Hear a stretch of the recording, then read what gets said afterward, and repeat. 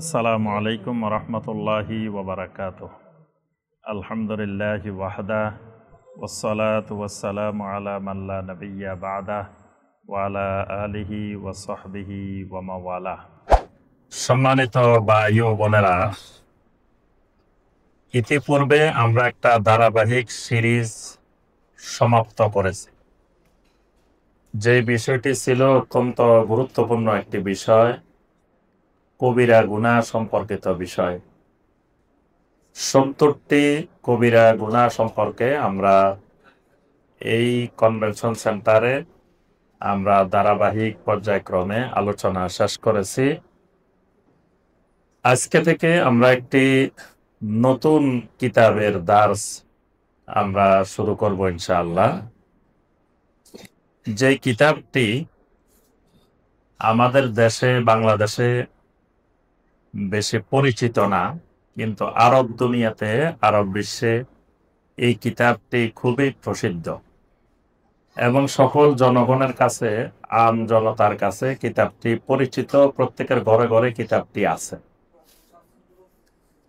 তো এই কিতাবটি মসজিদে হারামে এই কিতাবের উপরে দার্স হয়, মসজিদে নববীতে এই কিতাবের উপরে দার্স হয় এবং আরব বিশ্বের প্রত্যেকটি দেশে মসজিদগুলোতে এই কিতাবের উপরে দার্স হয়।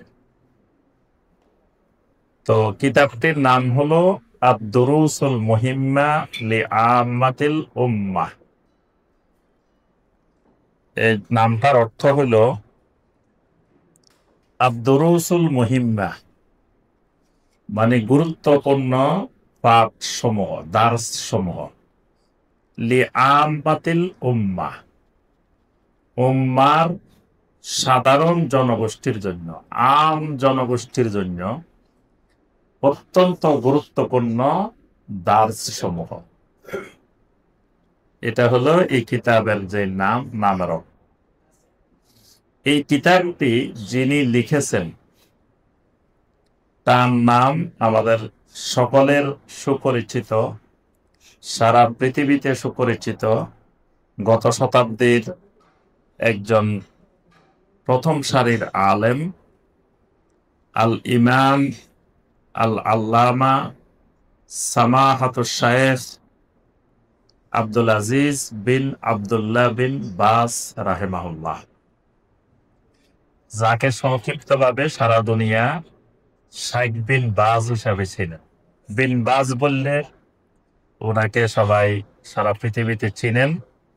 এমনি ওনার নাম হলো আব্দুল আজিজ, আব্দুল আজিজ বিন আব্দুল্লাহ বিন বাস। বাস হলো ওনার দাদার নাম, ওনার নাম হলো আব্দুল আজিজ। ওনার আব্বার নাম আব্দুল্লাহ, ওনার দাদার নাম বাস। আর উনি সৌদি আরবের গ্র্যান্ড মুফতি ছিলেন। এই জন্য সামাহাতুশ শাইখ, সামাহাতুশ শাইখ সবার সাথে ব্যবহার করা যায় না, এই জন্য উনি সামাহাতুশ শাইখ।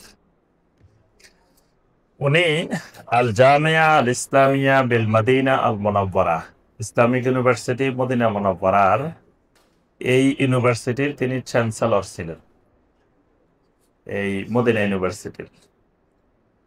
তো বলা যায় ইসলামের সকল সেক্টরে, ওনার একেবারে আকীদার সেক্টরে, তারপরে ফিকহের সেক্টরে, অর্থনীতির সেক্টরে, সব সেক্টরে তার অসংখ্য লিখিত কিতাব আছে, তার অসংখ্য ফতোয়া আছে, এবং যেই ফতোয়াগুলো সারা পৃথিবী অনুসরণ করে। তো তিনি এই কিতাবটা সংক্ষিপ্ত আকারে লিখেছেন। এটি লিখেছেন শুধুমাত্র সাধারণ জনগণের জন্য। সাধারণ জনগণের যে জিনিসগুলো জানা একান্ত প্রয়োজন, না জানলেই নয়, না জানলে ইমান হারা হয়ে কবরে যাওয়া লাগে। এইরকম গুরুত্বপূর্ণ জিনিসগুলোকে তিনি এই কিতাবটির মধ্যে একত্রিত করেছেন। এই কিতাবটির মধ্যে 18টি দার্স আছে। এই কিতাবে দার্স আছে 18টি। এখানে একটা অধ্যায়, প্রথম যে দার্সটি আদারসুল আউয়াল, এখানে ছোট ছোট কিছু সূরার সংক্ষিপ্ত তাফসীর তিনি উল্লেখ করেছেন। এই সূরাগুলোর তাফসীর যাতে সাধারণ জনগণ তাজবিদ সহকারে বিশুদ্ধভাবে সূরাগুলো মুখস্থ করে, সূরাগুলোর অর্থ জানে, সূরাগুলোর তাফসীর জানে, যাতে সলাতের মধ্যে সূরাগুলো সে পড়তে পারে, পড়ার সাথে সাথে সে বুঝতে পারে যে কি পড়তেছে। এজন্য তিনি কিছু সূরা এখানে প্রথম অধ্যায়ে প্রথম দার্সে উল্লেখ করেছেন। দ্বিতীয় দার্সটি হলো আরকানুল ইসলাম। 3 নম্বর দার্স আরকানুল ঈমান। 4 নম্বর দার্স আকসামুত তাওহীদ ওয়া আকসামুশ শিরক। তাওহীদের প্রকারভেদ, শিরকের প্রকার। 5ম দার্স আল ইহসান, ইহসানের উপর। 6ষ্ঠ দার্স শুরুতুস সালাত, সালাতের শর্তসমূহ। 7ম দার্স আরকানুস সালাত, সালাতের রুকনসমূহ। 8ম দার্স ওয়াজিবাতুস সালাত, সালাতের ওয়াজিব সমূহ। 9ম দার্স বয়ানুত তাশাহুদ, সালাতের মধ্যে আমরা শেষ বৈঠকে যে তাশাহুদ পড়ি, দরুদ পড়ি, দুআয়ে মাসুরা পড়ি, এগুলোর উপরে একটা দার্স। 10ম দার্স সুনানুস সালাত, সালাতের সুন্নত সমূহ। 11তম দার্স মুবতিলাতুস সালাহ, কোন কোন জিনিস সালাতকে বাতিল করে দেয়, নষ্ট করে দেয়। 12 নম্বর দার্স শুরুতুল ওযু, ওযুর শর্ত সমূহ। 13 নম্বর দার্স ফুরুজুল ওযু, ওযুর ফরজ সমূহ। 14 নম্বর দার্স নাওয়াকিজুল ওযু, ওযু ভঙ্গের কারণ সমূহ। 5ম দার্স আত-তাহাল্লি বিল আখলাকিল মাশরুআ লিকুল্লি মুসলিম, প্রত্যেক মুসলিমের যে আখলাক থাকা জরুরি, আখলাক। 16 নম্বর দার্স আত-তাআদ্দুবু বিল আদাবিল ইসলামিয়া, একজন মুসলিমের যে আদবগুলো থাকা দরকার। 17 নম্বর দার্স আত-তাহযীর মিনাশ শিরক ওয়া আনওয়াইল মাআসি, শিরক থেকে এবং বিভিন্ন গুনাহ থেকে সতর্কতা। 18 নম্বর দার্স তাজহিজুল মাইয়্যিত ওয়াস সালাতু আলাইহি ওয়া দাফনুহু, কোন ব্যক্তি মারা গেলে তাকে কিভাবে কিভাবে যাবতীয় মৃত্যুর পরে যে কাজগুলো, এই কাজগুলো কিভাবে করতে হবে, জানাজা কিভাবে করতে হবে, দাফন কিভাবে করতে হবে, এই বিষয়গুলো। তো এই কিতাবে এই বিষয়গুলো আলোচনা করা আছে।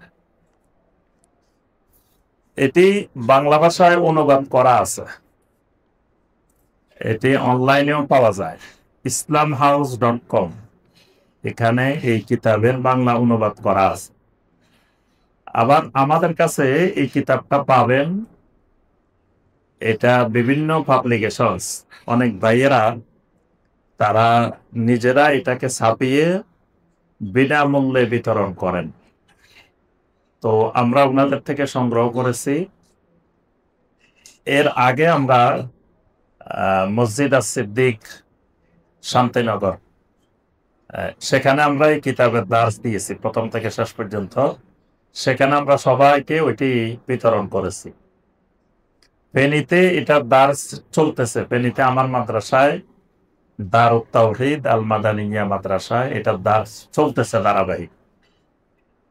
তো সেখানেও আমরা বিনামূল্যে এটা সবাইকে দিয়েছি। তো এখানেও আছে আমাদের কাছে, আপনারা সবাই পাবেন এটা।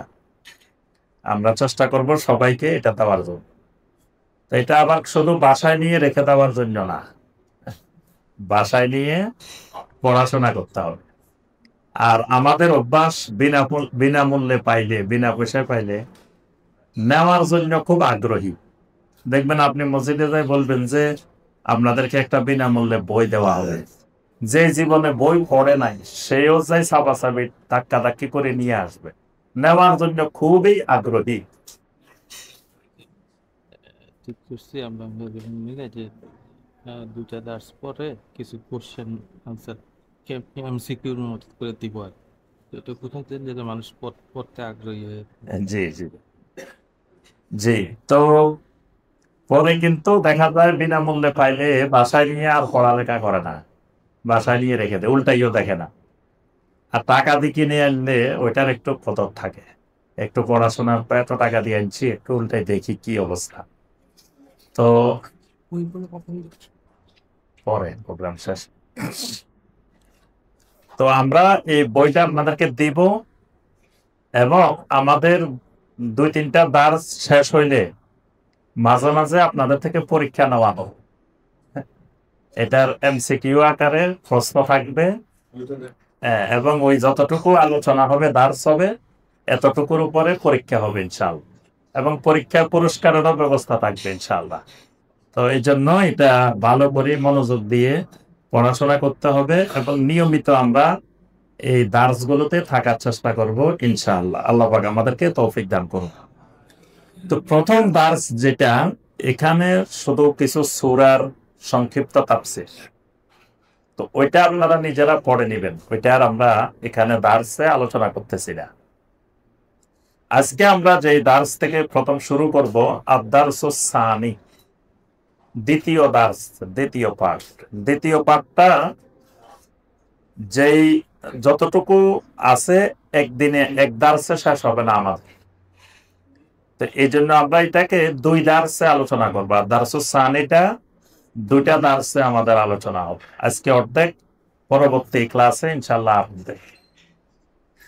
তো এই দার্সটা হলো আরকানুল ইসলাম, ইসলামের রোকন সমূহ।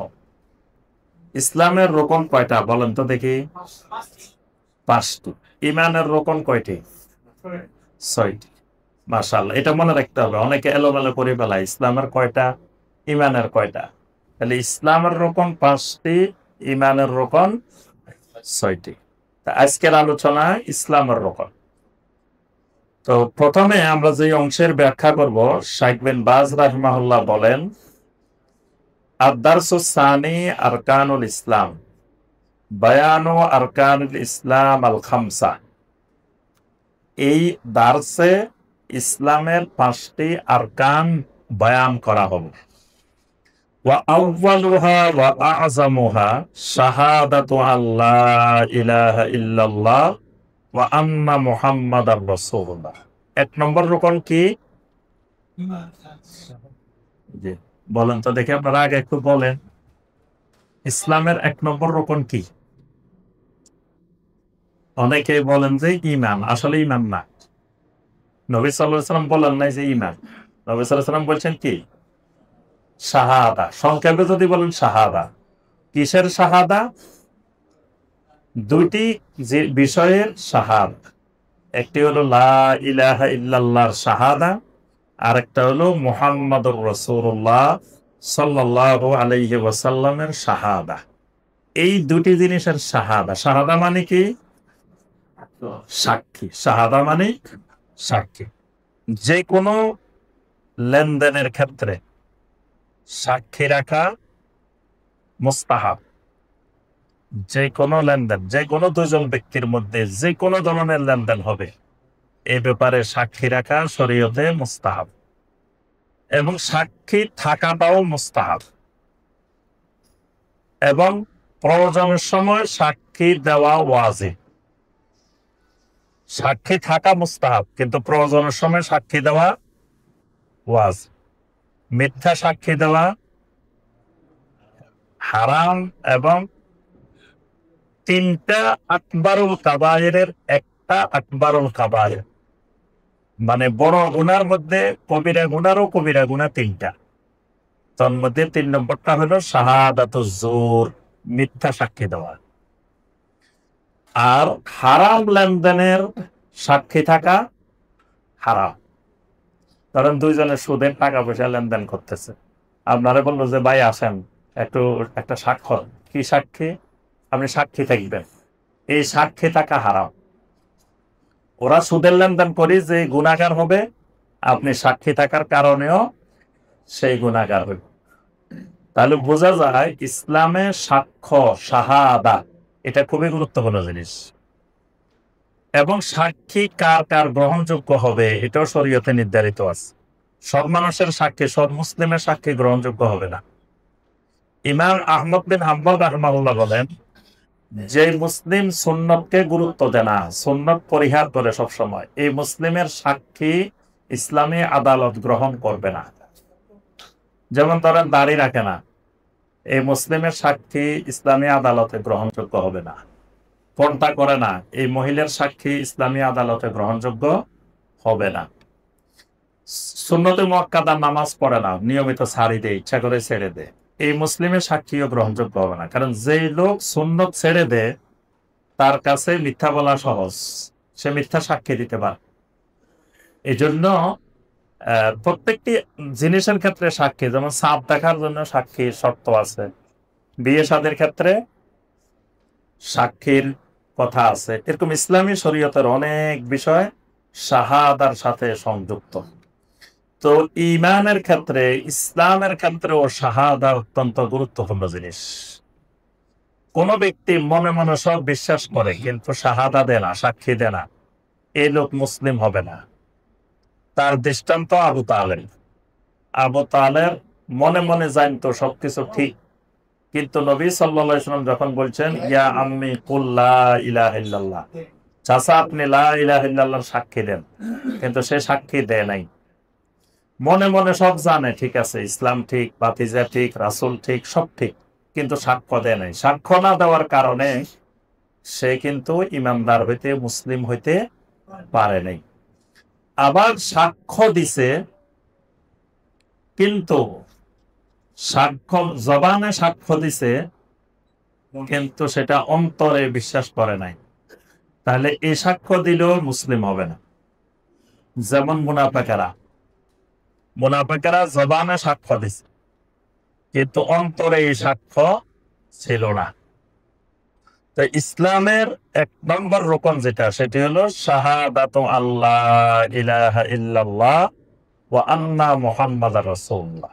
সংক্ষেপে যদি বলি শাহাদা। 2 নম্বর, আজকে আমাদের শুধু আলোচনা 1 নম্বরটা, 2 নম্বর বাকি 4টা আমরা যাব না। 1 নম্বরটারও পুরাটাই যাব না, 1 নম্বরের শুধু শাহাদাতু আল্লাহ ইলাহা ইল্লাল্লাহ। আজকে আমাদের আলোচনা লা ইলাহা ইল্লাল্লাহ পর্যন্ত। পরবর্তী দার্সে আমাদের মুহাম্মদ রাসূলুল্লাহ থেকে শুরু করে ইকামিস সালাহ, ইতাইজ যাকাত, ওয়াল হজ ওয়া সাওম রমাদান, সেগুলো আমরা পরের দার্সে যাব।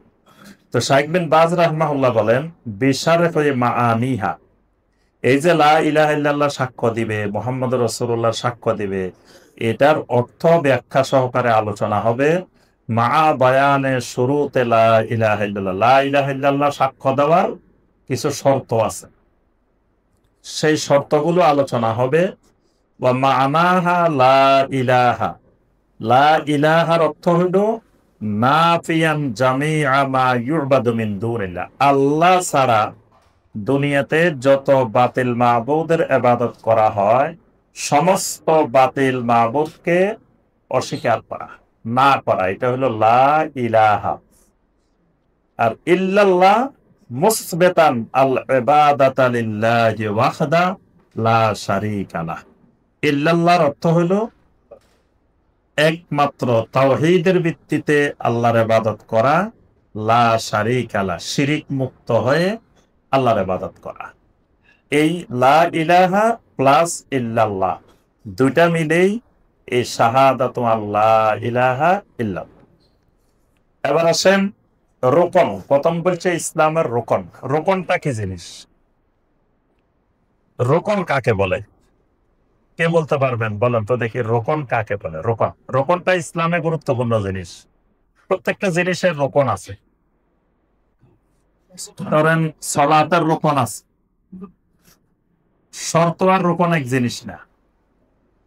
শর্ত এবং রোকন দুটার মধ্যে পার্থক্য আছে। একটা শর্ত, একটা রোকন। রোকন কাকে বলে?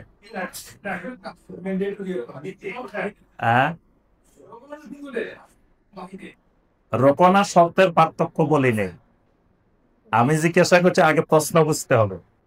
প্রশ্ন হলো রোকন কাকে বলে, রোকন কি?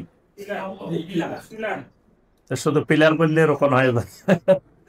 মানে রোকনের একটা সংজ্ঞা আছে তো, রোকন কাকে বলে, ডেফিনিশন অফ রোকন। রোকন কাকে বলে, রোকনের সংজ্ঞা। যে হ্যাঁ, মানে রোকনের সংজ্ঞা হলো যে লা ইয়াকুমু ইল্লা আলাইহা, মানে এমন একটি জিনিস যে জিনিস বাদ দিলে ওই জিনিস দাঁড়াইতে পারবে না, যে জিনিস বাদ দিলে ওই জিনিসটাই খুঁজে পাওয়া যাবে না, ওই জিনিসটাই থাকবে না, এটাকে বলা হয় কি রোকন। যেমন ধরেন এই যে বিল্ডিংটা বানাইছে, বিল্ডিংটার মধ্যে মাঝে মাঝে কিছু পিলার দেওয়া লাগছে না, এই পিলার গুলো যদি বাদ দেওয়া হয় তাহলে এই জিনিসটা দাঁড়িয়ে থাকতে পারবে না, এটা যে কোনো মুহূর্তে ভেঙে পড়ে যাবে। তাহলে যেই পিলার গুলোর উপরে, খুঁটিগুলোর উপরে এই ভবনটা দাঁড়িয়ে আছে, এই বিল্ডিং এর রোকন, ওইগুলা হলো এই বিল্ডিং এর রোকন। কেউ যদি জিজ্ঞাসা করে যে বারিধারা ডিওএইচএস কনভেনশন সেন্টারের রোকন কয়টি, তাহলে উত্তর কি হবে? এটার পিলার যে কয়টা, রোকনও সে কয়টা। এবং পিলার যত মজবুত হবে এই বিল্ডিংটা তত মজবুত হবে, পিলার যত দুর্বল এই বিল্ডিং এর রোকন যত দুর্বল এই বিল্ডিংও তত দুর্বল। এজন্য প্রত্যেকটি জিনিসের আপনার রোকন আছে। আপনি কারোর সাথে একটি বেচা কিনা করবেন, চুক্তি করবেন, এটারও একটা রোকন আছে। বেচা কিনা করতে হইলে, লেনদেন করতে হইলে এক নম্বরে আল আকেদান, দুটা পক্ষ থাকতে হবে, ক্রেতা থাকতে হবে, বিক্রেতা থাকতে হবে। ক্রেতা আছে, বিক্রেতা নাই, বিক্রেতা আছে, ক্রেতা নাই, তাহলে কি চুক্তি হবে, বেচা কিনা হবে? এটা রোকন, বেচা কিনার রোকন এটা, যে দুইজন আপনার ক্রেতা বিক্রেতা লাগবে, দুইটা পক্ষ লাগবে। তারপরে এটা রোকন ইজাব কবুল, ইজাব কবুল না হইলে বেচা কিনা হবে না। একজন বলবে আমার এই জিনিস বিক্রির প্রস্তাব করলাম, আরেকজন বলবে আপনার এই জিনিস আমি কিনে নিলাম। তাহলে এই যে ইজাব এবং কবুল, এটা হলো রোকন। এরকম প্রত্যেকটি জিনিসের একটা কিছু রোকন আছে, রোকন ছাড়া কিছুই নেই। আচ্ছা, এবাদতের রোকন কয়টি? ইবাদতের রোকন হয় নাই, এবাদতের রোকন তিনটা। এবাদতের রোকন কয়টা? তিনটা। ইনশাল্লাহ আপনারা এমন স্টুডেন্ট হইবেন, বাংলাদেশের মধ্যে সবচেয়ে সেরা স্টুডেন্ট হইবেন, কারণ আপনারা একটা ঢাকা শহরের বাড়িদানার স্টুডেন্ট, দেশি জায়গার স্টুডেন্ট নাই। তাহলে এবাদতের রোকন কয়টি বলার আগে উত্তর চলে আসবে, এবং আপনারা ইনশাল্লাহ এক একজন দায়ী হবেন, সারা বাংলাদেশে তাওহীদের দাওয়াত ছড়িয়ে দিবেন ইনশাল্লাহ। তাহলে ইবাদতের রোকন কয়টি? এবং এগুলো আপনি দেখবেন অনেক আলেমও এগুলো পারবে না, কারণ চর্চা না করলে, পড়াশোনা না করলে এগুলো পারবেন। ইবাদতের রোকন তিনটি, কি কি? হ্যাঁ জি, 2 নম্বরে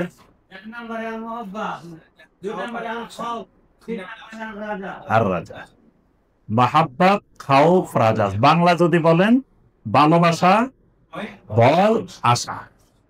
এই তিনটা যদি কোনো ইবাদতের মধ্যে পাওয়া যায় এটা ইবাদত। তিনটার একটা যদি অনুপস্থিত থাকে এটা ইবাদত হবে না, এটা আল্লাহর ইবাদত হবে না। তিনটা পাওয়া যাওয়া লাগবে। রোকন মানে তিনটাই থাকতে হবে, একটার অনুপস্থিত থাকা এখানে যাবে না। তাহলে ইসলামের এরকম কিছু রোকন আছে, লা ইয়াকুমু ইল্লা আলাইহা, এগুলা না হইলে ইসলাম দাঁড়াইতে পারে না, ইসলামে থাকে। তাহলে দেখেন বাংলাদেশের মানুষের মধ্যে ইসলাম আছে, বাংলাদেশের মুসলিমদের ইসলাম আছে কিনা? কথা কয় না। এটার নাকি গবেষণা দরকার, মুক্তি হওয়া দরকার? নাই, ইসলাম নাই। 5টা রোকন দেখেন, 5টা রোকনের একটারও কোনো ঠিক মতো নাই। প্রথম যেটা শাহাদাতু আল্লাহ ইলাহা ইল্লাল্লাহ ওয়া আন্না মুহাম্মাদুর রাসূলুল্লাহ, এটাতে 99.9% ফেল, এটা নাই, টোটালি নাই। 2 নম্বর একামিস সালাত, 95% একামিস সালার মধ্যে নাই। 95% মুসলিম সালাম কায়েমের মধ্যে নাই। জি, 95%, ধরেন একামের সালা নাই, এটা ইজ যাকাত। বাংলাদেশে যে সম্পদ আছে এই সম্পদের যাকাত আদায় করলে হিসাব করে দেখা গেছে 5 থেকে 10 বছর যাকাত সঠিকভাবে আদায় হলে 10 বছর পরে বাংলাদেশের যাকাত খাওয়ার লোক আপনি যত পত্রিকায় বিজ্ঞপ্তি দিয়ে একটা লোক খুঁজে পাওয়া যাবে না যাকাত খাওয়া। তাহলে বোঝা যায় বাংলাদেশে ঠিক মতো যাকাত আদায় করে না। সাওমে রমাদান এটা বোঝা একটু কঠিন, কারণ রোজা রাখছে না রাখছে বুঝবেন কেন? ইফতারের সময় তো সবাই ইফতার করে, এরা মনে করে রোজা না রাখলেও ইফতার করা তো ইবাদত, সওয়াবের কাজ। এই জন্য আপনি দেখবেন যে এখানে ইফতারের আয়োজন করেন সব হাজির, কিন্তু রোজা রাখছে না রাখছে, সিয়াম আছে না আছে তো বুঝার কায়দা নাই। যার কাছে সালাত নাই তার সিয়ামের কোনো গুরুত্ব নাই। তার তল 95 ভাগের মধ্যে যদি সালাত না থাকে এদের মধ্যে সিয়ামও নাই। হজ, হজ তো বিনোদন। বাংলাদেশের থেকে যারা হজে যায় বেশিরভাগই বিনোদনের জন্য যায়, এখানে বেড়াইতে যায়, ঘুরতে যায়। যেই এখলাস, হজের যেই রোপণ, হজের যে ওয়াজিব, হজের যে সুন্নত, এগুলো সরকারে হজ খুব কম মানুষই করে। যাই হোক, এই যে রোপণগুলো, রোপণ না হইলে কোনো ব্যক্তির মধ্যে ইসলাম থাকবে না। এই 5টি রোপণ ঠিক মতো থাকতে হবে। মাসালু আরকানুল ইসলাম মাসালুল আ'মেদাতে ফিল বুনিয়ান। বিল্ডিং এর মধ্যে খুঁটিগুলো, ফিলার গুলো যেরকম, ইসলামের রোপণ গুলাও ওই রকম। এখন আসলে আবার ইসলাম কাকে বলে? এতক্ষণ তো রোপণ বলছে, এবার আসেন ইসলাম। ইসলাম কাকে বলে? কে সংজ্ঞা দিতে পারবেন ইসলামে? জি ভাই বলেন।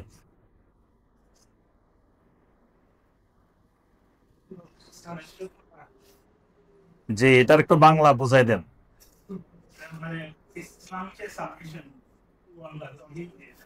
জি,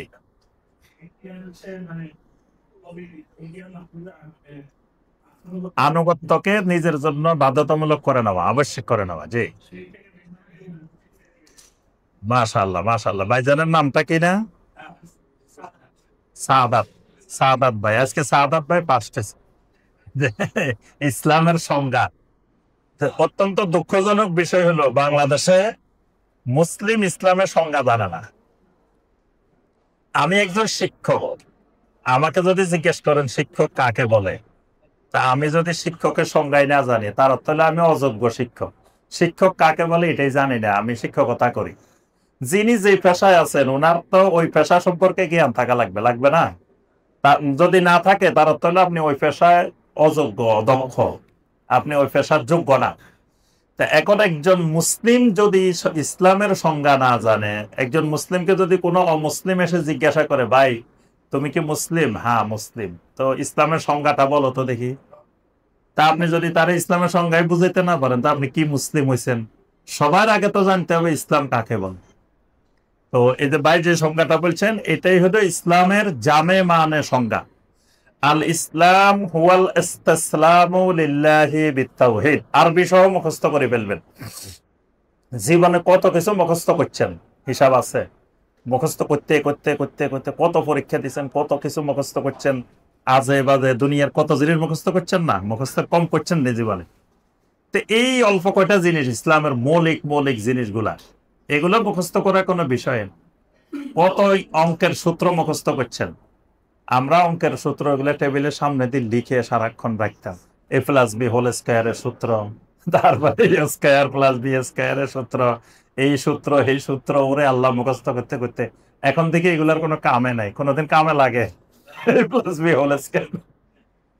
তা আপনি যেগুলা নিয়মিত কাজে লাগবে দুনিয়া আখেরাতে, সেইগুলা মুখস্থের বেলায় মানুষ নাই দেখবেন। তাহলে ইসলাম কাকে বলে আরবি সহ মুখস্থ করবেন। হুয়াল ইসতিসলামু লিল্লাহি বিত্তাওহীদ, মানে তাওহীদ সহকারে আল্লাহর কাছে আত্মসমর্পণ করা। ওয়াল ইনকিয়াদু লাহু বিত্তাআ, আত্মসমর্পণের পরে এবার আল্লাহর আনুগত্যকে নিজের জন্য আবশ্যিক করে নেওয়া। আল্লাহ যা করতে বলবেন তাই করব, আল্লাহ যা মানা করেন সেটা করব না, এটাকে বলে তাআ, আনুগত্য। ওয়াল বারাআতু মিনাশ শিরকে ওয়া আহলিহি, শিরিক এবং শিরিককারী থেকে নিজেকে মুক্ত রাখা, এটার নাম হলো ইসলাম। সহজ না? এটা কঠিন আছে কিছু? আরে কয় না, তার অর্থ মানে কঠিন। এটা কঠিন না, এটা সহজ। তিনটা জিনিস, এই তিনটা জিনিস মনে রাখলে হবে। তো এখানে ইসলামের সংজ্ঞা দেওয়া হয়েছে, সংজ্ঞা দিয়ে বলছেন ফামান আবা আন ইয়াস্তাসলিমা লিল্লাহি আযজা ওয়া জাল ফাহুয়া মুস্তাকবির। কোন ব্যক্তি যদি আল্লাহর কাছে আত্মসমর্পণ করতে অস্বীকার করে, ফাহুয়া মুস্তাকবিরুন, সে হলো অহংকারী, সে হলো অহংকারী। ওয়ামান ইস্তাসলামা লিল্লাহি আযজা ওয়া জাল ওয়া লিগাইরিহি ফাহুয়া মুশরিকুন, যে লোক আল্লাহর কাছেও আত্মসমর্পণ করে আবার অন্যের কাছেও আত্মসমর্পণ করে, এই লোকের নাম হলো মুশরিক, এই লোকের নাম হলো মুশরিক। আর মুস্তাকবির মানে কাফের, মুস্তাকবির মানে কাফের, মানে কুফরির অন্যতম একটা প্রকার হলো অহংকার। ইবলিসের ব্যাপারে আল্লাহ বলেছেন আবা ওয়াস্তাকবারা ওয়া কানা মিনাল কাফিরিন। ইবলিসকে সাজদা করতে বলার পরে সে অস্বীকার করছে, অহংকার করছে। আল্লাহ পাক বলেন ওয়া কানা মিনাল কাফিরিন, এই কারণে সে কাফেরদের অন্তর্ভুক্ত হয়ে গেছে। তাহলে যে লোক বলে যে আমি আত্মসমর্পণ করবই না আল্লাহর কাছে, এই লোক হবে কি? কাফের। আরেকজন বলে যে না আমি আত্মসমর্পণ করবো, তবে আল্লাহর কাছেও করবো, আরেকজনের কাছেও করবো, এই লোক হবে কি? মুশরিক। তাহলে কাফের আর মুশরিকের পার্থক্য বুঝছেন? এজন্য এটা মনে রাখবেন, কুফর আর শিরিক, সমস্ত শিরিক কুফর। মানে যে লোকটা মুশরিক, তা আল্লাহর কাছেও করবে, অন্যের কাছেও করবে, এই লোক মুশরিকও কাফেরও। আবার যে লোকটা বলছে যে না আমি কারো কাছে আত্মসমর্পণ করবো না, আল্লাহর কাছেও না, কারো কাছেই না, এই লোক কাফের, এই লোক কিন্তু মুশরিক না। বুঝে আসছে? তাহলে প্রত্যেক কাফের মুশরিক না, কিন্তু প্রত্যেক মুশরিক কাফের। নবী সাল্লাল্লাহু আলাইহি ওয়াসাল্লামের হাদিস দ্বারা ইসলামের এই 5টি রোকন প্রমাণিত। সহিহ আল বুখারী, সহিহ মুসলিমের হাদিস। নবী সাল্লাল্লাহু আলাইহি ওয়াসাল্লাম বলেন বুনিয়াল ইসলামু আলা খামস, ইসলাম 5টি ভিত্তির উপরে প্রতিষ্ঠিত হয়েছে। শাহাদাতে আল্লাহ ইলাহা ইল্লাল্লাহ ওয়া আন্না মুহাম্মাদার রাসূলুল্লাহ। 1 নম্বরটা হইল এই সাক্ষ্য দেওয়া যে আল্লাহ ব্যতীত কোনো সত্য মাবুদ নাই, মুহাম্মদ সাল্লাল্লাহু আলাইহি ওয়াসাল্লাম আল্লাহর রাসূল। এটার আমরা দুইটার ব্যাখ্যা জানবো। আজকে শুধু লা ইলাহা ইল্লাল্লাহ সাক্ষ্য দেওয়ার ব্যাখ্যা জানবো, পরে দার্সে মুহাম্মদ রাসূলুল্লাহ কেমনে সাক্ষ্য দিতে হবে সেটার ব্যাখ্যা জানবো। 2 নম্বর রোকন ইকামিস সালাহ, সালাত কায়েম করা। 3 নম্বর ইতা ইজ যাকাত, যাকাত আদায় করা। 4 নম্বর সিয়ামে রমাদান, রমাদানের সিয়াম। 5 নম্বর ওয়া হাজ্জিল বাইত, আল্লাহর ঘরের হজ করা। লা ইলাহা ইল্লাল্লাহ হিয়া আযামুল কালেমাত আলাল ইতলাক, আল্লাহর জমিনের যত কালেমা আছে সবচাইতে মহান কালেমা হইল লা ইলাহা ইল্লাল্লাহ। আফদাল কালেমা হইল লা ইলাহা ইল্লাল্লাহ। আজাল কালেমা হইল লা ইলাহা ইল্লাল্লাহ। ওয়াহিয়া আফদালুজ জিকির, এটা আফদালুজ জিকির, এটার উপর আর জমিনে কোনো জিকিরও নাই। ইয়াকুলু নাবিয়্যুনা আলাইহিস সালাতু ওয়াস সালাম আফদালুজ যিকরি লা ইলাহা ইল্লাল্লাহ। নবী সাল্লাল্লাহু আলাইহি ওয়াসাল্লাম বলেন যে সর্বোত্তম জিকির, শ্রেষ্ঠ জিকির হলো লা ইলাহা ইল্লাল্লাহ। খায়রুদ দুআই দুআউ ইয়াউমে আরাফাহ, যত দোয়া আছে তার মধ্যে সর্বোত্তম দোয়া আরাফার দিনের দোয়া। ওয়া খায়রু মা কুলতু আনা ওয়ান নাবিয়্যুনা মিন ক্বাবলি, এবং শ্রেষ্ঠ দোয়া আরাফার মধ্যে ওইটাই যেটা আমি এবং আমার পূর্ববর্তী নবীরা করেছেন। সেই দোয়াটা কি? লা ইলাহা ইল্লাল্লাহু ওয়াহদাহু লা শারীকা লা, লাহুল মুলকু ওয়া লাহুল হামদু ওয়া হুয়া আলা কুল্লি শাইইন কাদির। তাহলে এই দোয়া শুরু হয়েছে কি দিয়ে? লা ইলাহা ইল্লাল্লাহ দিয়ে, কারণ এটা হলো আফদালুজ জিকির। সাফা মারওয়ার উপরে উঠলে, সাফা পাহাড়ের উপরে উঠলে, সাফা মারওয়া পাহাড়ের উপরে উঠলে প্রথমবার এই জিকির করতে হয়, লা ইলাহা ইল্লাল্লাহু ওয়াহদাহু লা শারীকা লা, লাহুল মুলকু ওয়া লাহুল হামদু ওয়া হুয়া আলা কুল্লি শাইইন কাদির। লা ইলাহা ইল্লাল্লাহু ওয়াহদা আনজাযা ওয়া'দা ওয়া নাসারা আবদা ওয়া হাজামাল আহজাবা ওয়াহদা। তাহলে বোঝা যায় যে এই লা ইলাহা ইল্লাল্লাহটা আফদাল জিকির। আল্লাহর জমিনে যত নবী রাসূল পাঠিয়েছেন, ওয়াহিয়া জুবদাতু দাওয়াতিল মুরসালিন, সমস্ত নবী রাসূলদের দাওয়াত ছিল লা ইলাহা ইল্লাল্লাহ। আল্লাহ পাক যেটিকে সূরা আল আম্বিয়ার 25 নম্বর আয়াতে কারিমা বলছেন, ওয়ামা আরসালনা মিন ক্বাবলিকা মির রাসূলিন ইল্লা নুহি ইলাইহি আন্নাহু লা ইলাহা ইল্লা আনা ফা'বুদুন। আপনার আগে যত রাসূল আমি পাঠিয়েছি সবাইকে আমি ওহী নাজিল করছি এই মর্মে যে তোমরা দুনিয়ার মানুষকে দাওয়াত দাও লা ইলাহা ইল্লাল্লাহ, আর বলো ফা'বুদুন, একমাত্র পৃথিবীর মানুষ যেন আমি আল্লাহর গোলামি করে। তাহলে এই লা ইলাহা ইল্লাল্লাহ সমস্ত আম্বিয়া আলাইহিমুস সালামের দাওয়াত। এই লা ইলাহা ইল্লাল্লাহর দুইটা রোকন আছে। লা ইলাহা ইল্লাল্লাহর দুইটা রোকন, 8টা শর্ত। লা ইলাহা ইল্লাল্লাহর দুইটা রোকন, 8টা শর্ত মনে রাখতে হবে। লা ইলাহা ইল্লাল্লাহর রোকন কয়টি, শর্ত কয়টি? এবার আসেন রোকন আর শর্ত দুইটা আলাদা কেন করলাম? দুইটাই ফরজ। রোকনও ফরজ, শর্ত ফরজ।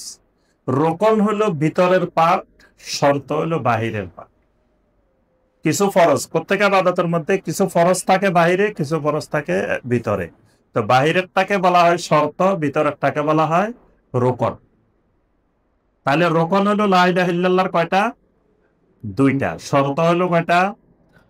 রোকনও কিন্তু 8টা, কিন্তু প্রথম দুইটা, দুইটার আবার 4টা 4টা আছে।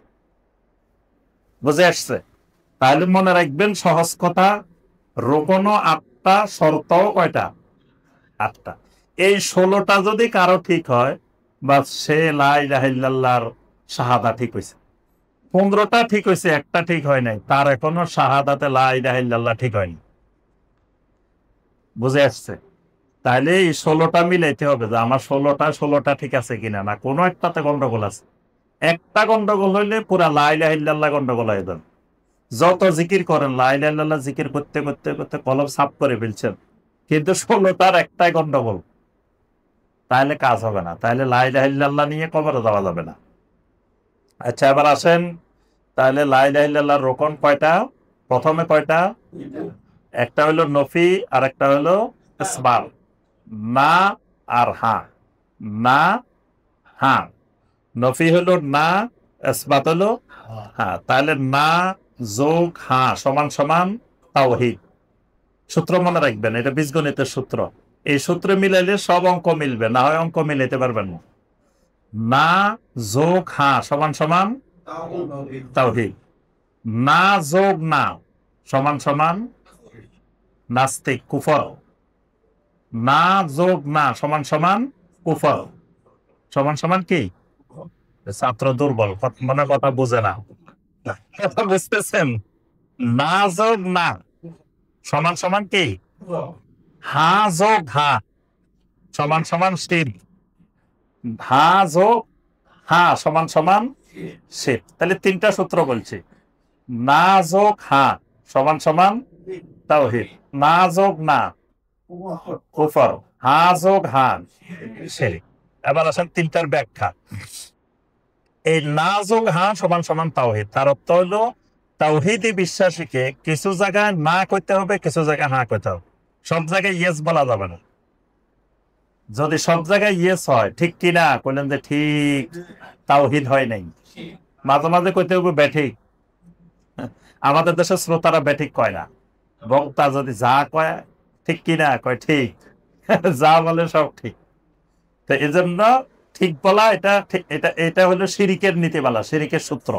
সব জায়গায় ঠিক, যেখানে পায় সেখানে সেজদা করে, যেখানে পায় সেখানে মাথা ঝুঁকায়, কোনো জায়গায় না নাই, সব জায়গায় হা, এটা শিরক। আবার সব জায়গায় না, এটা কুফর। এজন্য কিছু কিছু জায়গায় না, কিছু কিছু জায়গায় হা। এই জন্যই লা ইলাহা ইল্লাল্লাহর এলেম লাগে, ওই কুফরের এলেম লাগে না। কুফরের জন্য এলেম দরকার নাই, শিরিকের জন্য এলেম লাগবে না। কারণ আপনি সব জায়গায় হ্যাঁ কইবেন, সব জায়গায় না কইবেন, এটার জন্য কি এলেমের দরকার আছে? কিন্তু যখন আমি বলবো যে এখন আপনাদের পরীক্ষা হবে, কোনটা সঠিক, সঠিকটা ইয়েস কইবেন, ব্যাঠিকটা নো কইবেন, এবার কিন্তু পড়াশোনা করতে হবে। যদি বলি যে সবগুলা ইয়েস কইবেন, তাহলে আর পড়াশোনার দরকার আছে? যদি সব নো কইবেন, তাও পড়াশোনার দরকার নেই। কিন্তু যদি বলি যে না, কোনটা ইয়েস কোনটা নো বুঝে শুনে বলতে হবে, এবার এলেম লাগবে। এই কারণেই আল্লাহ পাক বান্দার উপরে কোনো এলেম ফরজ করার নাই, একটা এলেম ফরজে আইন করছেন। সূরা মুহাম্মাদের 19 নম্বর আয়াত, ফাআলাম আন্নাহু লা ইলাহা ইল্লাল্লাহ, লা ইলাহা ইল্লাল্লাহর এলেম শিখো। এই লা ইলাহা ইল্লাল্লাহর এলেম ফরজ, ফরজে আইন। যে লোক নাম স্বাক্ষর জানে না, তাকেও লা ইলাহা ইল্লাল্লাহর এলেম শিখতে হবে, কারণ এটা তার উপরেও ফরজে আইন। কারণ এই লা ইলাহা ইল্লাল্লাহ হলো মিফতাহুল জান্নাহ, জান্নাতের চাবি। তো ওই মূর্খ, মানে যে লোকটা লেখাপড়া জানে না, নাম স্বাক্ষর করতে জানে না, তাই সে কি জান্নাতে যাওয়া লাগবে না? কথা বলে, সে জান্নাতে যাওয়া লাগবে না? তো সে জান্নাতে যাইতে হলে লা ইলাহা ইল্লাল্লাহর ইলম লাগবে। তার হয়তো এসএসসি সার্টিফিকেট লাগবে না জান্নাতে যাইতে, এইচএসসি সার্টিফিকেট লাগবে না, বা অন্য কোনো সার্টিফিকেট লাগবে না, কিন্তু লা ইলাহা ইল্লাল্লাহ সার্টিফিকেট লাগবে।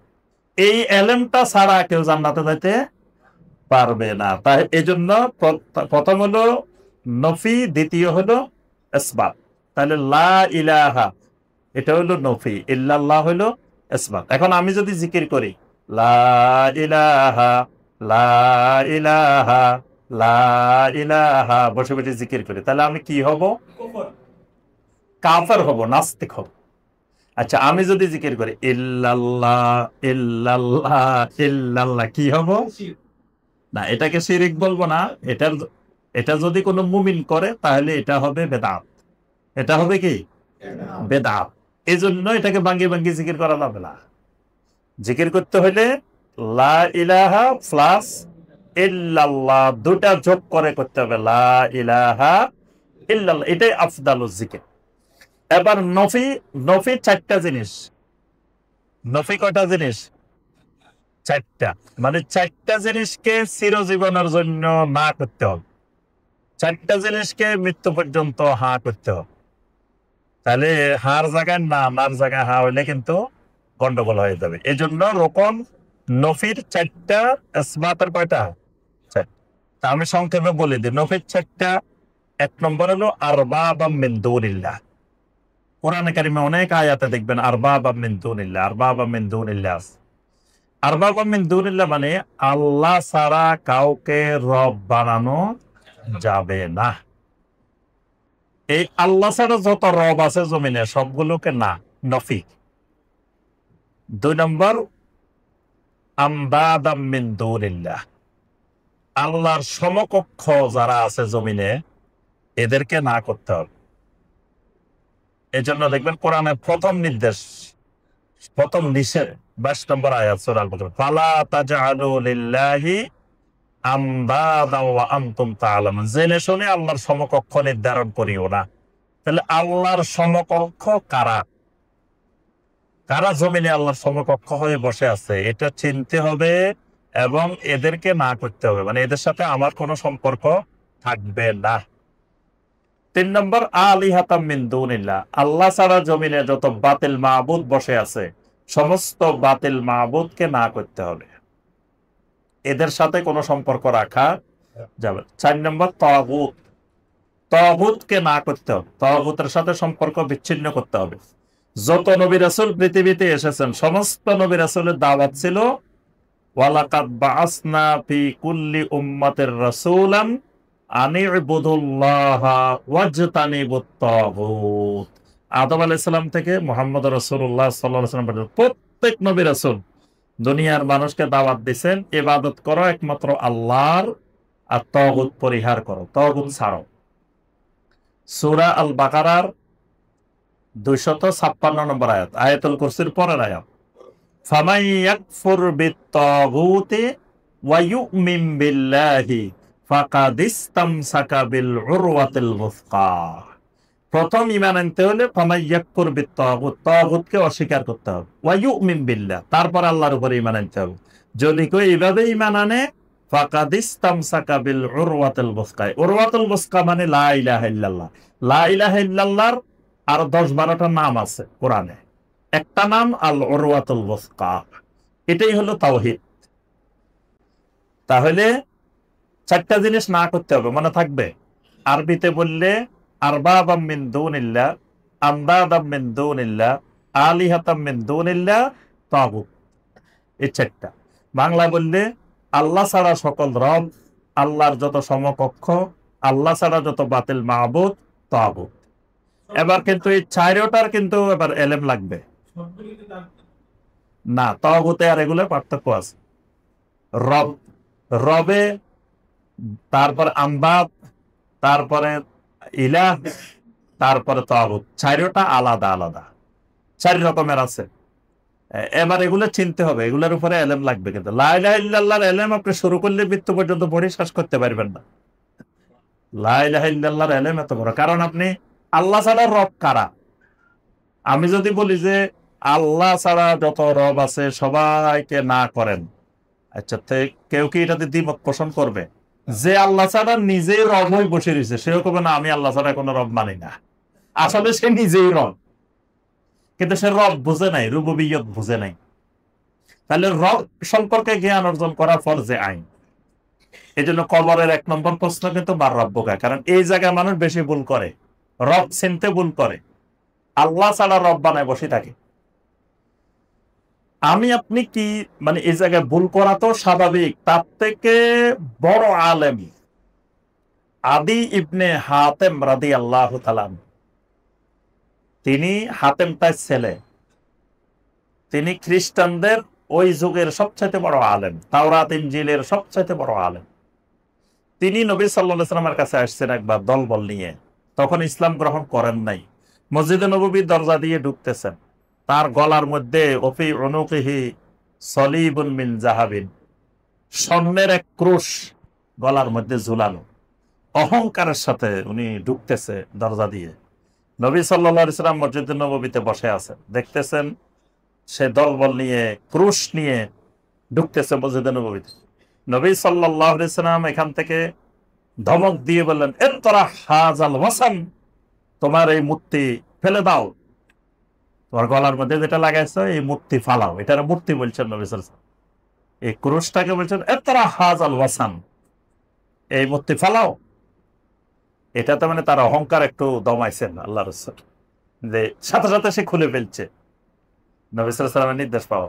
আচ্ছা, সে নবী সাল্লাল্লাহু আলাইহি ওয়াসাল্লামের কাছে আসছেন, অনেক কথাবার্তা হয়েছে, লাস্টে একটা প্রশ্ন করছে।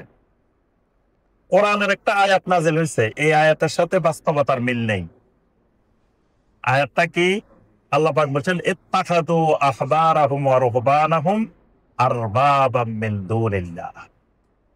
ইহুদিরা খ্রিস্টানরা তাদের আহবারদেরকে, আহবার মানে ইহুদিদের যারা ধর্মীয় গোষ্ঠী, এদেরকে বলা হয় আহবার। আর খ্রিস্টানদের যারা ধর্মীয় গোষ্ঠী এদেরকে বলা হয় রুহবান। আল্লাহ পাক বলেন আহবার এবং রুহবানদেরকে তারা রব বানিয়ে ফেলেছে। আদি ইবনে হাতেম বলতেছে, আমি তো খ্রিস্টানদের বড় আলেম, সবচাইতে বড় আলেম, আমি তো আজ পর্যন্ত কোনোদিন খ্রিস্টানদেরকে বলি নাই আমি তোমাদের রব, বা আমার জনগণও কোনোদিন আমাকে বলে নাই যে আপনি আমাদের রব। তো কই, আমরা তো খ্রিস্টানেরা কারোর রব বানাই নেই। তাহলে দেখেন, এত বড় আলেমও তো এটা বুঝতে পারে নাই যে রব, রব কেমনে হয়, রব কি হয়। তখন নবী সাল্লাল্লাহু আলাইহি ওয়াসাল্লাম বলেন, আচ্ছা যখন তোমরা কোনো কিছু হালাল করে দিতে, জনগণ কি সেটাকে হালাল বলে মেনে নেয় নাই? বলছে হ্যাঁ মানছে।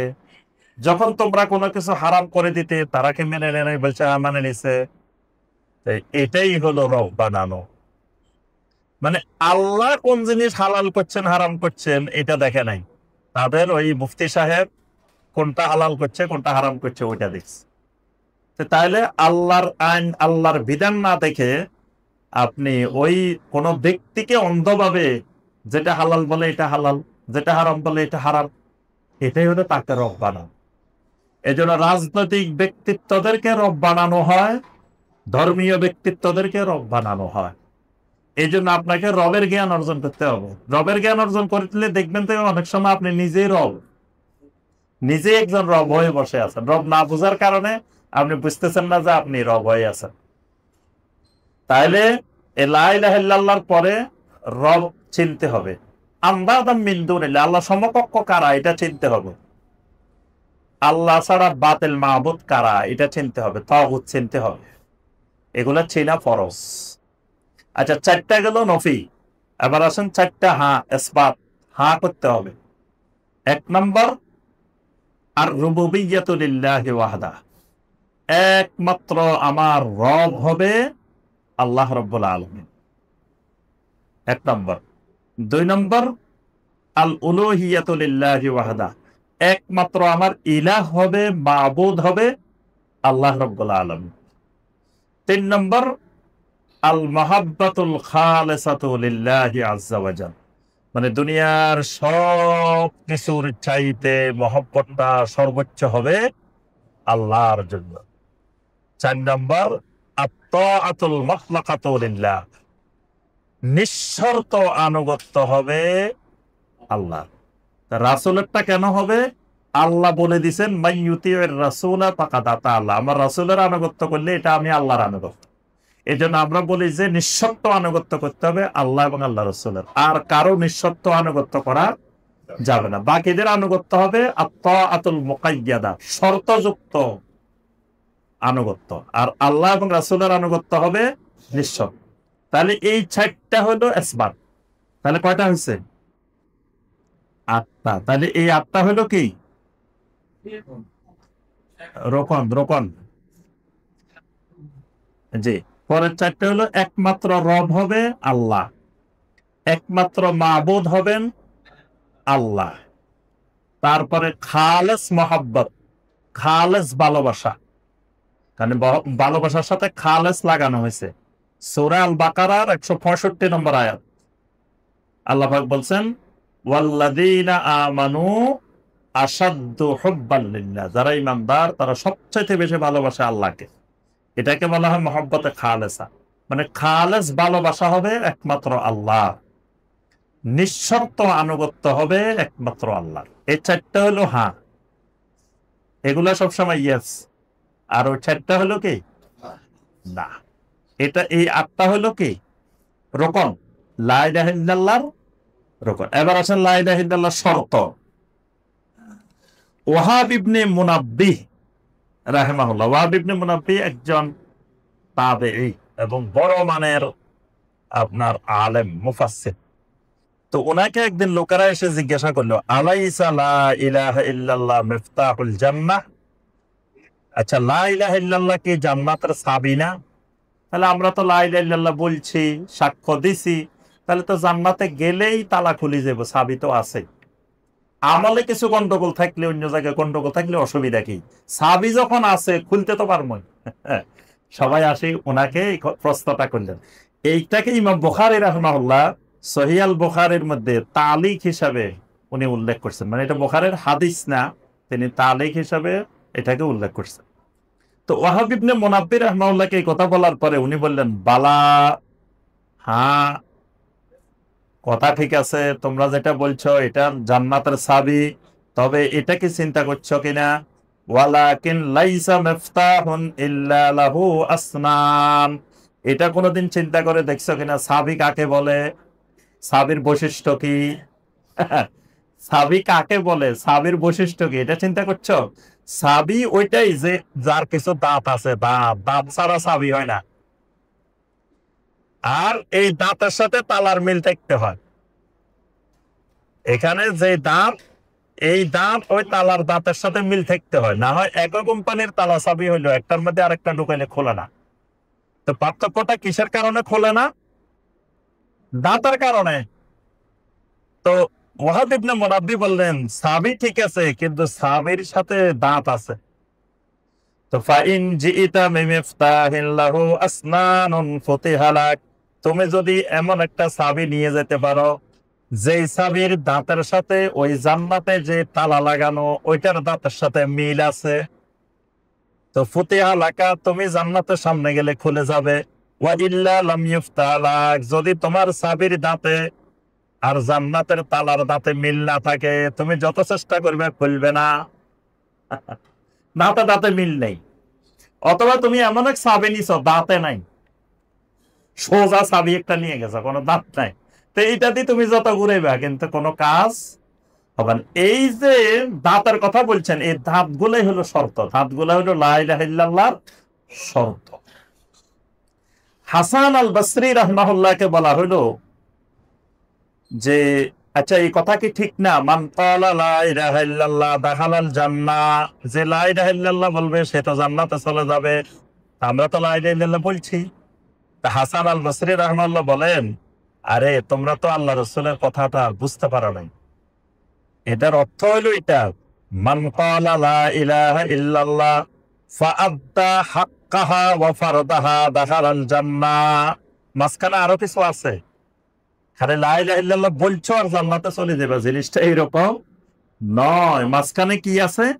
ফাআদ্দা হাক্কাহা ওয়া ফারদাহা। লা ইলাহা ইল্লাল্লাহর কিছু হক আছে, হক, কিছু ফরজ আছে, ফরজ আছে। এই হক যারা আদায় করবে, ফরজ যারা আদায় করবে লা ইলাহা ইল্লাল্লাহ দাখালাল জান্নাহ, তারা জান্নাতে যাবে। তাহলে বোঝা গেল লা ইলাহা ইল্লাল্লাহ শর্ত আছে। শর্ত কয়টা? 8টা। 1 নম্বর শর্ত আল ইলম। এই আরকানুল ইসলামের উপরে আমাদের বই আছে, আলাদা আরকানুল ইসলাম বই আছে, এখানে ইসলামের 5টা রকম বিস্তারিত আলোচনা আছে, এটা পড়লে আপনারা আরো বিস্তারিত জানতে পারবেন। আর এই শুধু শর্তের উপরে একটা বই আছে, কালেমায়ে শাহাদাতের গুরুত্ব ও শর্ত, এটার মধ্যে এই 8টা শর্ত বিস্তারিত আলোচনা করা আছে। তো 1 নম্বর শর্ত হলো আল ইলমু আল মুনাফি লিল জাহাল। লা ইলাহা ইল্লাল্লাহ বলতে হলে এলেম সহকারে বলতে হবে। এলেম, এমন এলেম যেই এলমের কারণে সমস্ত জাহালত, মূর্খতা দূর হয়ে যাবে, জাহালত দূর হয়ে যাবে। তাহলে প্রথম কথা এলেম লাগবে। দ্বিতীয় কথা, খালি এলেম হলেই হবে না, এলেমটা এমন এলেম লাগবে যে এলেম জাহালতকে দূর করবে। এলেমের দলিল কি? সূরা মুহাম্মাদের 19 নম্বর আয়াত, যেটা আমরা একটু আগে বলছি, ফাআলাম আন্নাহু লা ইলাহা ইল্লাল্লাহ। নবী সাল্লাল্লাহু আলাইহি ওয়াসাল্লাম বলছেন, মান মাতা ওয়া হুয়া ইয়ালামু আন্নাহু লা ইলাহা ইল্লাল্লাহ দাখালাল জান্নাহ। যে ব্যক্তি এমন অবস্থায় মারা গেছে, ওয়া হুয়া ইয়ালামু, তার কাছে এলেম আছে, খালি লা ইলাহা ইল্লাল্লাহ বলে মারা গেছে এটা বলেন নাই, যে ব্যক্তি এমন অবস্থায় মারা গেছে, ওয়া হুয়া ইয়ালামু, যার কাছে এলেম আছে, আন্নাহু লা ইলাহা ইল্লাল্লাহ, মানে যার কাছে লা ইলাহা ইল্লাল্লাহর এলেম আছে, এই অবস্থায় মারা গেছে, দাখালাল জান্নাহ, সে জান্নাতে যাবে। এখানে নবী সাল্লাল্লাহু আলাইহি ওয়াসাল্লাম ফাসতারাতাল ইলম, নবী সাল্লাল্লাহু আলাইহি ওয়াসাল্লাম জান্নাত পাওয়ার জন্য, লা ইলাহা ইল্লাল্লাহ নিয়ে মৃত্যুবরণ করার জন্য শর্ত করে দিয়েছেন, ওয়া হুয়া ইয়ালামু, এলেম, লা ইলাহা ইল্লাল্লাহর এলেম। কারণ লা ইলাহা ইল্লাল্লাহর এলেম না থাকলে সে লা ইলাহা ইল্লাল্লাহ বলবো, আবার শিরকও করব, কুফরিও করব, তার অর্থ হলো তার কাছে লা ইলাহা ইল্লাল্লাহর এলেম নাই। এই জন্য লা ইলাহা ইল্লাল্লাহর এলেমটা ফরজ। কি রকম এলেম? যেই এলেম জাহালত দূর করবে। এখন আসেন, জাহালত কি? বোঝা গেল সব এলেমে জাহালত দূর করে না, সব এলেমে জাহালত দূর করে না। এই জন্য বড় আলেম বড় জাহেল, এটাও হইতে পারে। তার এলেম আছে কিন্তু এলেম জাহালত দূর করে নাই, মানে তার কাছে বস্তা বস্তা এলেম আছে কিন্তু এলেমের সাথে সাথে জাহালত রয়ে গেছে। জাহালতটা কি? জাহালত মানে লেখাপড়া না জানার নাম জাহালত না, মূর্খতা। আবু জাহেল লেখাপড়া জানতো না, জি, আবু জাহেল কি লেখাপড়া জানতো কি জানতো না? তাহলে সে কিন্তু জাহেল, জাহেলের লিডার। আবু জাহেল মানে জাহেলের বাপ, মানে জাহেলের নেতা। তো সে তো এত জ্ঞানী, এত বুদ্ধিজীবী, এত বিচক্ষণ, কিন্তু নবী সাল্লাল্লাহু আলাইহি ওয়াসাল্লাম বলছেন সে তো আবু জাহাল। খালি জাহেল না, জাহেলের বাপ, আগাগোড়া জাহেল। তার অর্থ হলো তার কাছে লেখাপড়াও আছে, শিক্ষা দীক্ষাও আছে, বুদ্ধিও আছে, নেতৃত্বের যোগ্যতাও আছে, সব আছে, কিন্তু সে জাহেল। তার অর্থ হলো লেখাপড়া না থাকলে জাহেল না, লেখাপড়া অনেক কিন্তু আবার জাহেল। আইয়ামে জাহেলিয়াত, আমরা বলি যে এটা আইয়ামে জাহেলিয়াত, জাহেলি যুগ। তো ওই যুগে লেখাপড়া ছিল না, ওই যুগের এমন লেখাপড়া ছিল যে লেখাপড়া আজ পর্যন্ত নাই। ওই যুগের কবিরা যে কবিতা লিখছে, এরকম কবিতা আজ পর্যন্ত লিখতে পারে নাই। তাহলে আবার কোন পর্যায়ের লেখাপড়া ছিল ওই যুগে? তো সেই যুগকে আমরা বলতেছি কি জাহেলিয়াতের যুগ। তাহলে জাহেলিয়ত কোনটা? 1 নম্বর জাহেলিয়ত কুফর, শিরিক জাহেলিয়ত, বেদাত জাহেলিয়ত, বাপ দাদার অন্ধ অনুকরণ, বাপ দাদারা করে গেছে, এখন আমি কেমনে ছাড়বো? তার অর্থ হলে এই লোক যত বড় জ্ঞানী হোক, এই লোকের মধ্যে জাহালত রয়ে গেছে, জাহালত ছাড়তে পারেনি। এই জন্য 1 নম্বর শর্ত লা ইলাহা ইল্লাল্লাহ, যে এমন এলেম লাগবে যেটা জাহালতকে দূর করে দিবে। 2 নম্বর শর্ত যেটি, সেটি হলো আল ইয়াকিন আল মুনাফি লিশ-শাক। লা ইলাহা ইল্লাল্লাহ বলার পরে আরবের মুশরিকরা যে লা ইলাহা ইল্লাল্লাহ বলে নাই, এটার মূল কারণ কি ছিল? তাদের কাছে লা ইলাহা ইল্লাল্লাহর এলেম ছিল, এরা বুঝতে পারছে লা ইলাহা ইল্লাল্লাহ বললে কোনটা করা যাবে কোনটা করা যাবে না, এটা বুঝে গেছে। এরা বুঝছে লা ইলাহা ইল্লাল্লাহ বললে আমাদের এই 360 মাহবুদ বাদ দিতে হইব, তা আমরা এটা বাদ দিতে পারবো না, সুতরাং লা ইলাহা ইল্লাল্লাহ বলবো না। তারা কিন্তু আল্লাহকে মানে, কিন্তু লা ইলাহা ইল্লাল্লাহ বলবে না। তার অর্থ হলো লা ইলাহা ইল্লাল্লাহ বললে কি করা লাগবে কি করা যাবে না এটা বুঝে তারা, কিন্তু আমরা লা ইলাহা ইল্লাল্লাহ বলতে কি করতে হবে কি করতে হবে না এটা বুঝিনি। এমনি লা ইলাহা ইল্লাল্লাহ বুঝে, মানে ওরা জেনে শুনে লা ইলাহা ইল্লাল্লাহ বলে নাই, আমরা এলেম বিহীন না জেনে না শুনে লা ইলাহা ইল্লাল্লাহ বলছি। এজন্য 1 নম্বর এলেম। 2 নম্বর ইয়াকিন। ইয়াকিনটা কি? লা ইলাহা ইল্লাল্লাহ বলার পরে এই লা ইলাহা ইল্লাল্লাহর বিশ্বাসটা গভীরে পৌঁছতে হবে, গভীরে। মানে প্রথম তো আপনি জবানে লা ইলাহা ইল্লাল্লাহ বলছেন, এই লা ইলাহা ইল্লাল্লাহ জবানে থাকলে আপনার এই লা ইলাহা ইল্লাল্লাহ দিয়ে হবে না। তো লা ইলাহা ইল্লাল্লাহটা কোথায় যাইতে হবে? লা ইলাহা ইল্লাল্লাহটা কাল পর্যন্ত পৌঁছতে হবে। কাল পর্যন্ত পৌঁছলে তারপরে গিয়ে আপনার ইয়াকিন তৈরি হবে, ইয়াকিন। এজন্য লা ইলাহা ইল্লাল্লাহ 2 নম্বর শর্ত হলো ইয়াকিন হইতে হবে, ইয়াকিন। সূরা আল হুজুরাতের 15 নম্বর আয়াত, ইন্নামাল মুমিনুনা আল্লাযীনা আমানু বিল্লাহি ওয়া রাসূলিহি সুম্মা লাম ইয়ারতাবু। মুমিন তো শুধুমাত্র তারাই, আল্লাহ পাক ইন্নামা ব্যবহার করে বলেছেন শুধুমাত্র এরাই মুমিন যারা আল্লাহ এবং রাসূলের উপরে ঈমান আনছে, সুম্মা লাম ইয়ারতাব, এরপরে এদের অন্তরে বিন্দু পরিমাণ সন্দেহ সংশয় তৈরি হয় নাই। এই সন্দেহ সংশয় থেকে মুক্ত হওয়ার নাম হলো ইয়াকিন। আর এমন ইয়াকিন তৈরি হতে হবে আল মুনাফি লিশ-শাক ওয়ার রাইব, সমস্ত রকমের শাক সন্দেহ দূরীভূত হয়ে যেতে হবে, তাহলেই বুঝতে হবে আমার ভিতরে লা ইলাহা ইল্লাল্লাহ ঠিক মতো আসছে। 3 নম্বর শর্ত আল ইখলাস আল মুনাফি লিশ-শিরক ওয়ার রিয়া। 3 নম্বর শর্ত হলো লা ইলাহা ইল্লাল্লাহ বলার পরে ইখলাস তৈরি হতে হবে। ইখলাস, ইখলাস মানে আমার ইসলাম আমার ঈমান একমাত্র আল্লাহর জন্য, এর মধ্যে কোনো শিরিক থাকবে না, রিয়া থাকবে না, এটা মুক্ত হইতে হবে। এটার নাম হলো ইখলাস। আল্লাহ সুবহানাহু ওয়া তাআলা সূরা আল বাইয়িনা 5 নম্বর আয়াতে বলেছেন, ওয়ামা উমিরু ইল্লা লিয়াবুদুল্লাহা মুখলিসিনা লাহুদ্দিন। এই মুখলিসিনা লাহুদ্দিন আল্লাহ পাক ইখলাসকে সত্য করছেন। নবী সাল্লাল্লাহু আলাইহি ওয়াসাল্লামকে জিজ্ঞাসা করা হলো, কিয়ামতের দিন আপনার শাফাআত দ্বারা সৌভাগ্য হবে কারা, সৌভাগ্যবান হবে কারা? নবী সাল্লাল্লাহু আলাইহি ওয়াসাল্লাম বললেন, আসআদুন নাস বিশাফাআতি ইয়াউমাল কিয়ামা মান ক্বালা লা ইলাহা ইল্লাল্লাহ খালিসান মিন কলবিহি। ওই মানুষগুলো কিয়ামতের দিন আমার শাফাআত দ্বারা সৌভাগ্যবান হবে যারা লা ইলাহা ইল্লাল্লাহ বলবে খালিসান মিন কলবিহি, মানে তার অন্তরের থেকে খালেস ভাবে বলবে। মুনাফিকরা কিন্তু নবী সাল্লাল্লাহু আলাইহি ওয়াসাল্লামের সামনে আসলে একেবারে বলতো যে ইন্নাকা লা রাসূলুল্লাহ। তো এই যে ইন্নাকা লা রাসূলুল্লাহ সাক্ষী দিত, সাক্ষীটা কিন্তু অন্তর থেকে দিত না, খালিসান মিন কলবিহি দিত না, এটা জবান থেকে। আব্দুল্লাহ বিন উবাই কি করতো, জুমার দিন নবী সাল্লাল্লাহু আলাইহি ওয়াসাল্লাম খুতবা দিবেন, খুতবার আগে দিয়ে উঠি সে সবাইকে বলতো, ভাইয়েরা শুনেন, সবাই বসেন, মনোযোগ দিয়ে আল্লাহ রাসূলের খুতবা শুনবেন।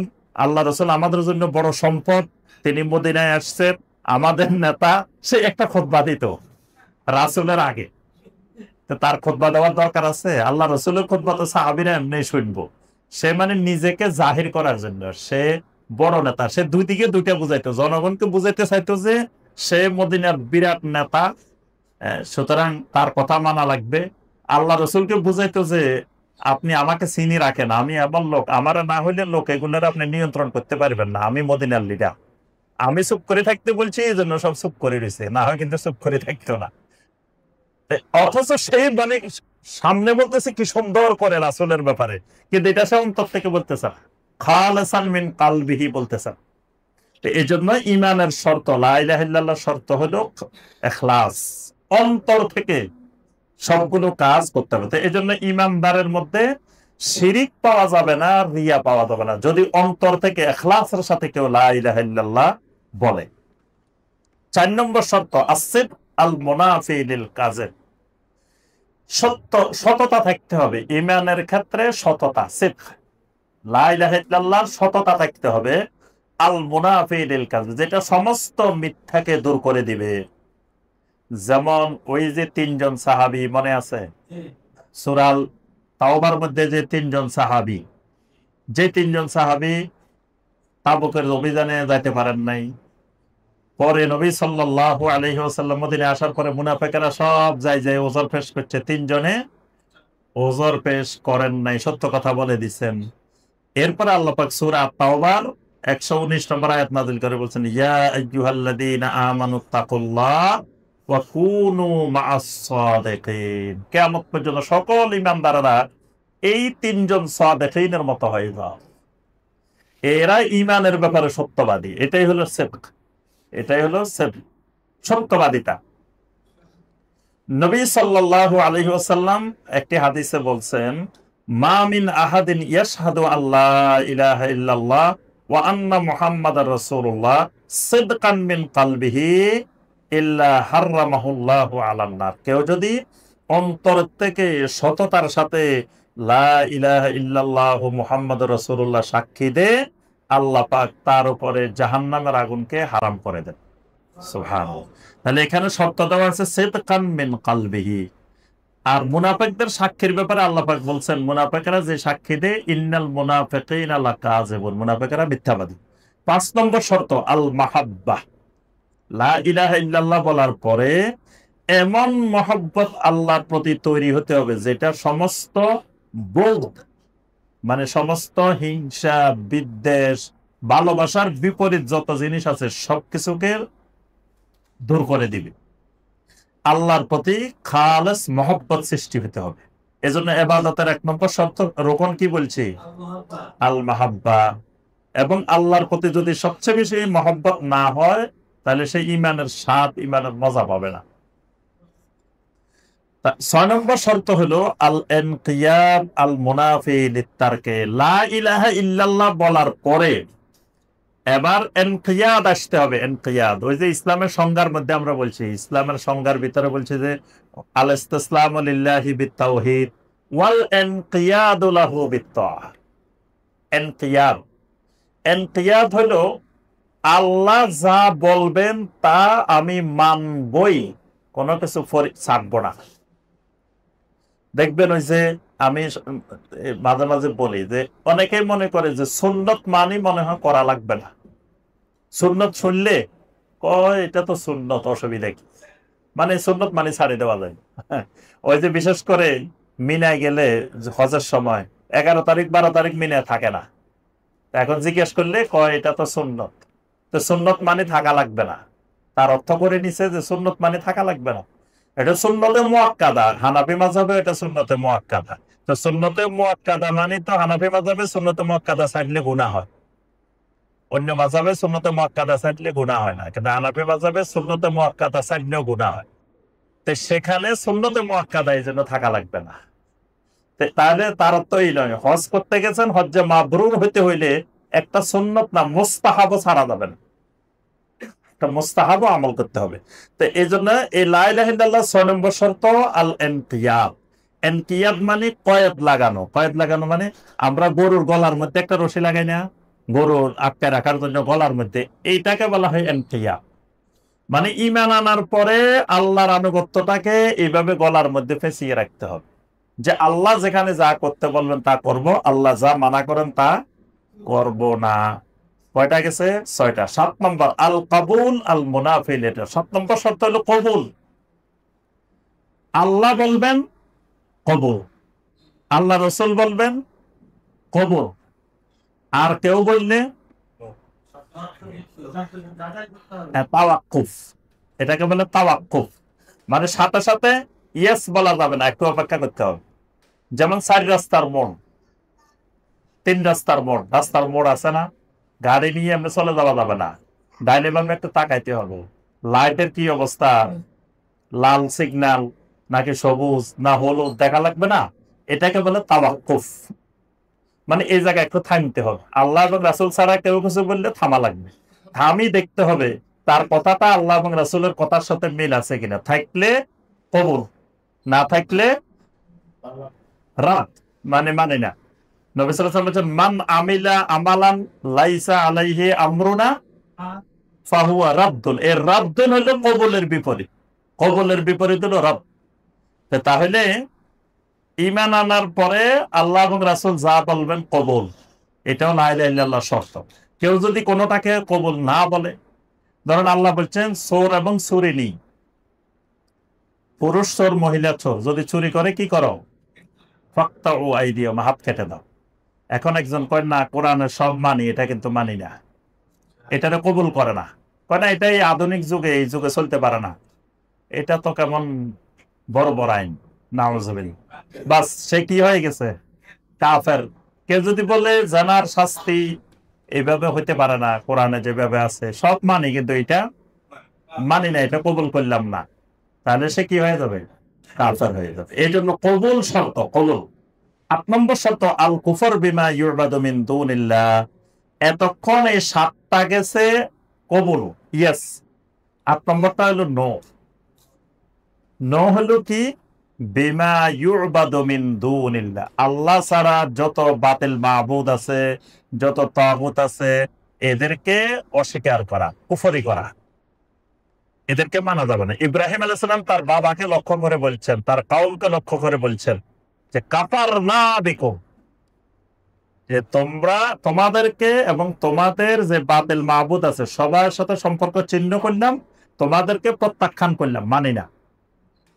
এই মানি না এটা ফরজ, এটা লা ইলাহা ইল্লাল্লাহ শর্ত।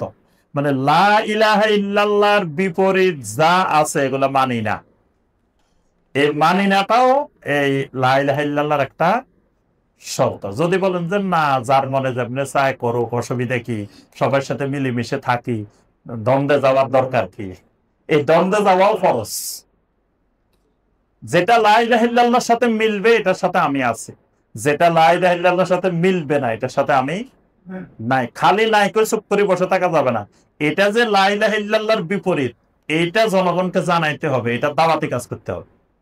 একটা দাওয়াতি কাজ করতে হবে লা ইলাহা ইল্লাল্লাহ, আর একটা দাওয়াতি কাজ করতে হবে লা ইলাহা ইল্লাল্লাহর বিপরীত যা আছে এটার উপরে দাওয়াতি কাজ করতে হবে। এটাই হলো ওই যে আনির বল্লাহ ওয়াজতানিবুত তাগুত। নবী রাসূলরা খালি লা ইলাহা ইল্লাল্লাহ বলো, আল্লাহর ইবাদত করো, আল্লাহর ইবাদত করো, এটা বলেন নাই, সাথে কি বলছেন? ওয়াজতানিবুত তাগুত। কারণ আপনি তাগুত কারা বা লা ইলাহা ইল্লাল্লাহর বিপরীত শক্তি কারা, এটা যদি ব্যাখ্যা করে না দেন তো অনেক সাধারণ মানুষ বুঝবে না। সে দেখা যাবে আল্লাহর ইবাদতও করবে, আবার তাগুতের সাথেও সম্পর্ক রাখি।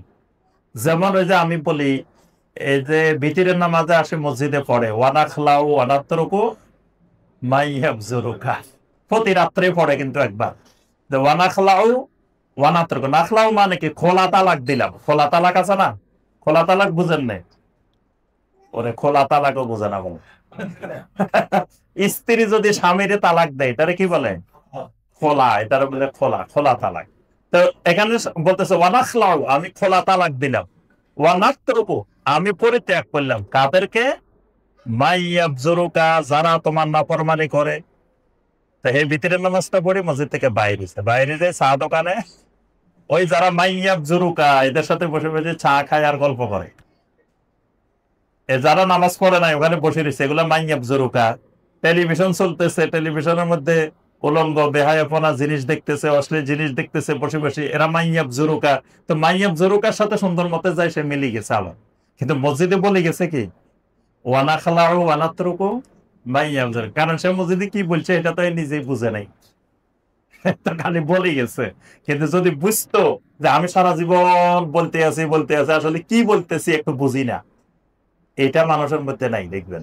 সে সারা জীবন দোয়ায় কুনুত পড়তেছে, কিন্তু দোয়ায় কুনুতের মধ্যে কি পড়তেছে এটা জানার ইচ্ছা আগ্রহ কোনো মানুষের মধ্যে দেখি না। যে একটু দোয়া কুনুতের অর্থটা শিখাই দেন আমাদেরকে, এটাতে কি বলতেছি এটা কেউ বলে না। সে সারা জীবন না জেনেই বলতেছে, কি বলতেছে সে নিজেই জানে না।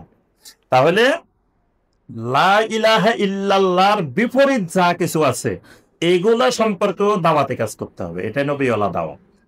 তো আমরা আর আজকে আর আলোচনা দীর্ঘায়িত করব না। আল্লাহ রাব্বুল আলামিন আমাদের সবাইকে লা ইলাহা ইল্লাল্লাহর রোকন এবং শর্তগুলো মেনে চলার তৌফিক দান করুন। আল্লাহ রাব্বুল আলামিন আমাদের সবাইকে ইসলামের রোকনগুলোকে যথাযথভাবে জানার, মানার